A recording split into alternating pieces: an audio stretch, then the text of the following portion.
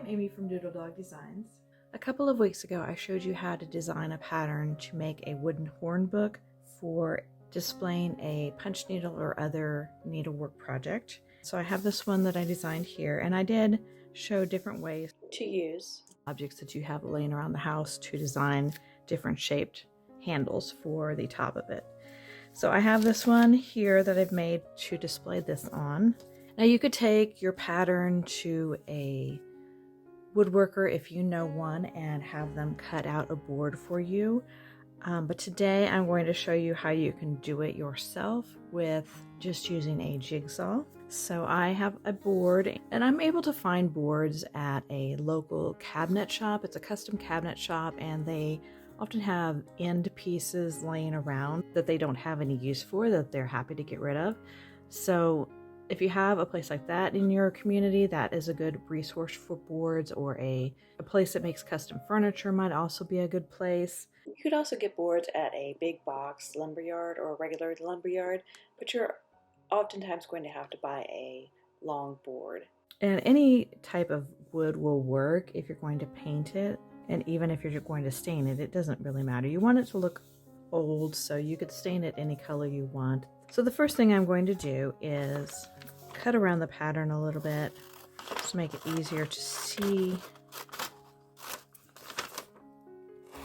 where I need to put it on the board. Actually, this board is just barely wide enough, so I'm going to put the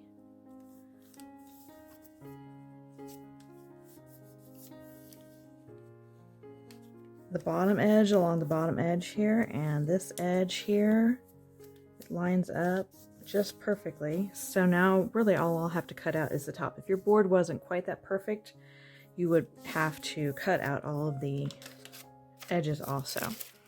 I'm going to use a piece of tracing paper, carbon paper, and put it over between my two pieces here, and I'm just going to trace this upper part where I need to cut.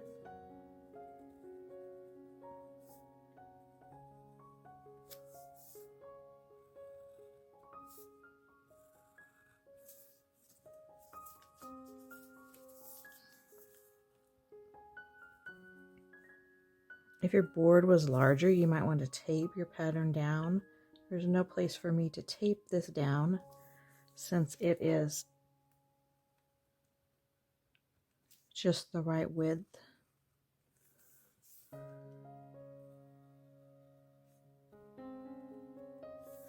So you can see that that came through, and I'm just going to smooth it out a little bit.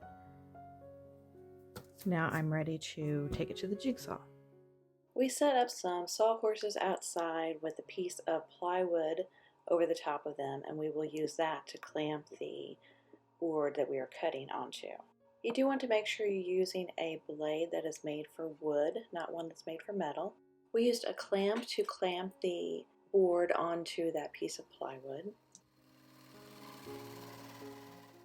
To cut, you just want to line up the blade with the drawn line.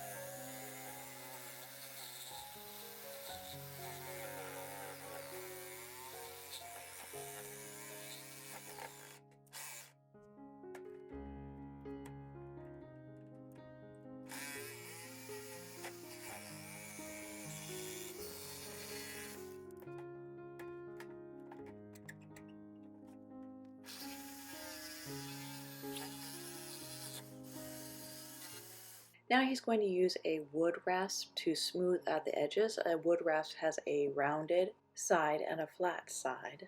One end is fine and the other end is more coarse. So he's using the rounded finer side right here, and this is just going to smooth out the edges and also can round the corners off a little bit. And now he's using a coarse grit sandpaper, a 60, to smooth the edges even more.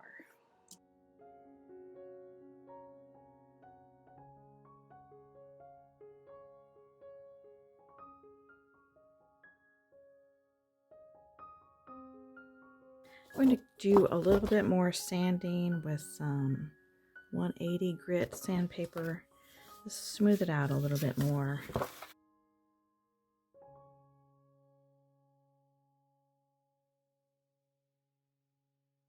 So if you notice here, you can see where he used the wood rasp. It's got a little bit more of a curved edge to it than the side here where he just used the sandpaper. So you could do either way for your project, or the front with the rasp and the back with the sandpaper like what we did. So now it's ready to paint and then mount the needlework on. Thanks for watching. I'll see you next time. Bye.